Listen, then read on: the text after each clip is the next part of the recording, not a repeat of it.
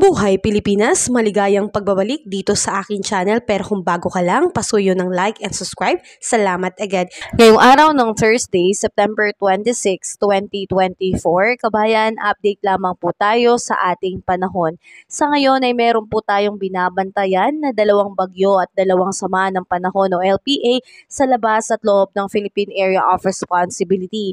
Ang isa po ay lumakas at meron na pong international name na Cimarron. Ito po ay isang tropical storm po.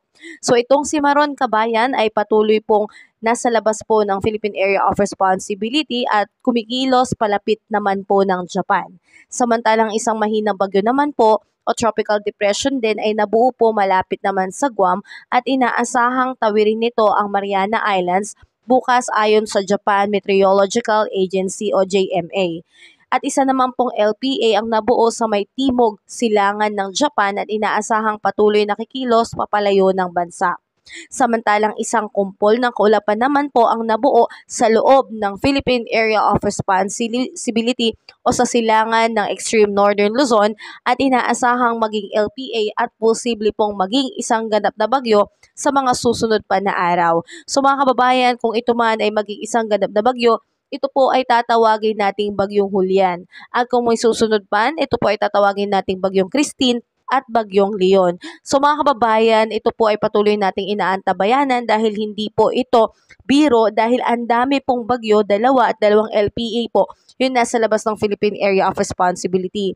At naglabas na rin po ng taya ang pag-asa na posible po by Friday at by this coming weekend po na meron pong dalawang bagyo ang mabubuo sa labas pa rin ng Philippine Area of Responsibility at merong isa naman po posibilidad na nasa loob naman po ng Philippine Area of Responsibility. So mga kabayan, ang dami pong banta sa ating panahon ngayon, lalo na sa ating panahon.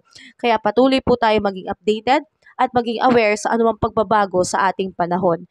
At ganun pa man, kabayan, ang patuloy pong nakakaapekto sa atin ngayon dito sa ating bansa ay ito pong Intertropical Convergence Zone o ITCZ na nakakaapekto po dito sa may Visayas, Mindanao at Palawan. Kaya asahan natin, kabayan, na ang apektadong lugar po nitong ITCZ ay ito pong Eastern and Central Visayas, Caraga, Northern Mindanao, Zamboanga Peninsula at Palawan. Kaya asahan po natin ang pagiging maulan po ng panahon sa mga areas na nabanggit. So ingat po tayo, lalo na po sa mga low-lying areas.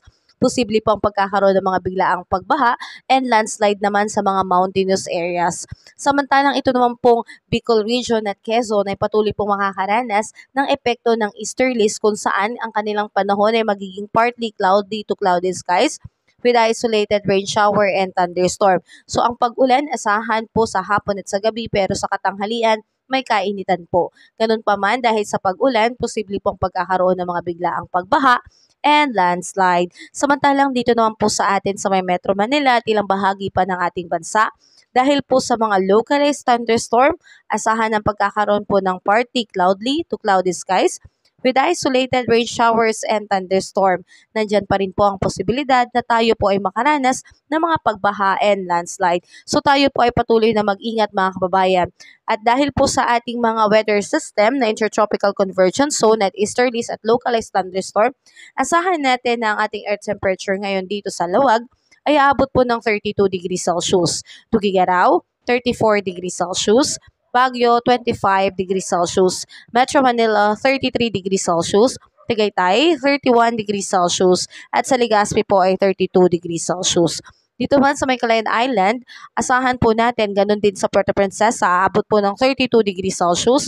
Iloilo, 32 degrees Celsius. Tacloban at Cebu, 31 degrees Celsius. Ganun din ang Cagayan de Oro.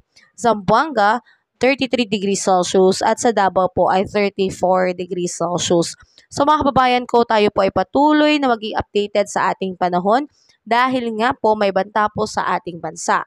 Sa ating bansa na kung saan posible pong magkaroon ng bagyo bago po matapos ang buwan ng Setyembre at ito po ay tatawagin nating Bagyong Julian. So patuloy po tayo maging updated, manalangin at mag-ingat. Have a safe day po sa lahat, kabayan. Kabayan, kung nakatulong sa iyo ang video na to, huwag mo namang kalimutang mag-like and subscribe at pasuyo na rin po, pahit na rin po ng notification bell para updated ka sa mga susunod ko pang weather update. Muli, maraming salamat, ingat, God bless po, kabayan.